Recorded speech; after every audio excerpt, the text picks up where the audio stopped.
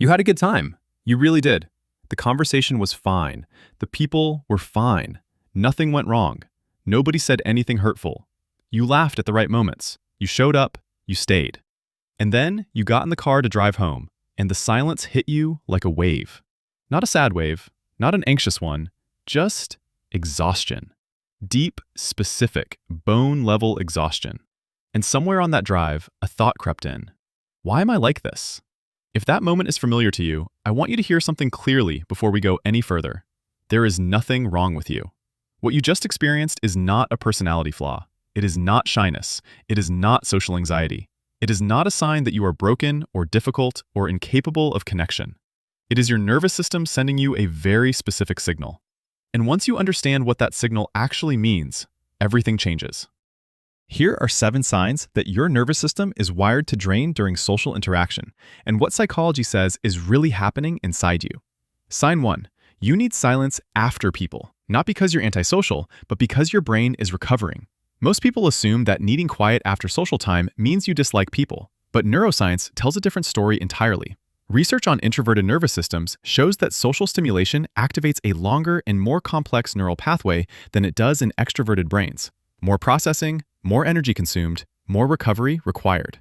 The silence you crave on the drive home isn't avoidance. It's your brain requesting exactly what it needs to return to baseline. You don't need people less. Your brain simply works harder when they're around. Sign 2. Small talk drains you faster than deep conversation does. Here is something that sounds strange until you think about it. A surface-level conversation with someone you barely know leaves you more exhausted than a 2-hour conversation with someone you trust completely. Why? Because your nervous system doesn't coast through small talk. It works overtime, trying to find depth in a shallow pool. Research on cognitive load shows that interactions without genuine substance force the brain into a low-reward, high-effort processing loop. You are spending energy without receiving stimulation. It is the social equivalent of running on a treadmill going nowhere. Deep conversation, by contrast, actually engages your brain in a way that feels meaningful, which is why the right conversation with the right person doesn't drain you the same way. It's not people that exhaust you, it's performance. Sign 3. You replay conversations afterward, sometimes for hours. You said something, and now, 2 hours later, you're still thinking about it. Not because something went terribly wrong, just because your brain hasn't finished processing yet. Psychologists call this post-event processing, and it is significantly more common in people with sensitive nervous systems. Your brain treats social interaction as data, and after the interaction ends, it keeps running the file, reviewing, analyzing, cross-referencing. This isn't rumination. It isn't anxiety, though it can feel like it. It is a nervous system doing a very thorough job of making sense of what just happened. The exhaustion you feel isn't only from the event itself. It's from the hours of quiet processing that follow it. Sign 4. Crowds don't just tire you. They overwhelm you at a sensory level. This goes deeper than introversion. For people whose nervous systems are wired this way, a crowded room isn't just socially demanding. It is sensorially demanding. The noise, the movement, the number of faces, voices, and emotional signals coming at you simultaneously.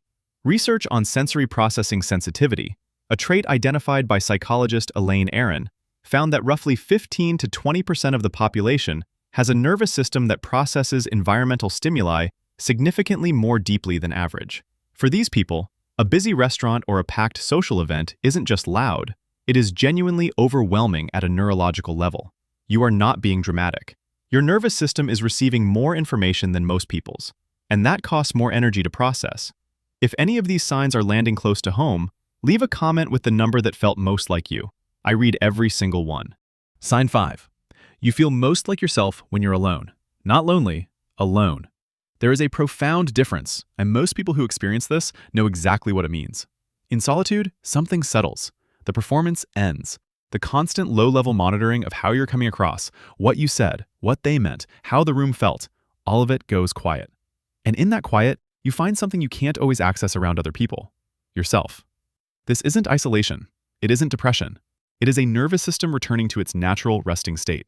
For people wired this way, solitude is not the absence of something good. It is the presence of something necessary. Sign 6. You often feel more drained by one difficult person than an entire evening of easy ones. One person who is negative, demanding, or emotionally volatile can cost you more energy than 5 hours with people you love. This is because your nervous system doesn't just process words, it absorbs emotional atmosphere. You pick up on tension, on what isn't being said, on the gap between someone's expression and their actual emotional state. You are not just having a conversation, you are reading an entire room. And that level of perception, while extraordinary, is extraordinarily expensive. Sign 7. The exhaustion lifts the moment you get genuine time to yourself. Not time spent scrolling, not background noise. Real solitude, quiet, space. And almost instantly, something in you begins to restore. This is the most important sign of all, because it tells you exactly what your nervous system is communicating every time it drains after social time. It is not telling you that something is wrong with you. It is telling you what you need. And there is a profound difference between those two things. Here is what all 7 of these signs point to. Your nervous system processes the world more deeply than most. It absorbs more, it analyzes more, it feels more, and that depth comes with a cost: recovery time. The drain you feel after social interaction is not a deficiency.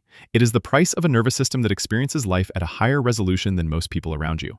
The drive home in silence? That's not you failing at being social. That's you giving your brain exactly what it earned. I'm ClarityWired. If this video finally gave language to something you felt your whole life, share it with someone who needs to hear it.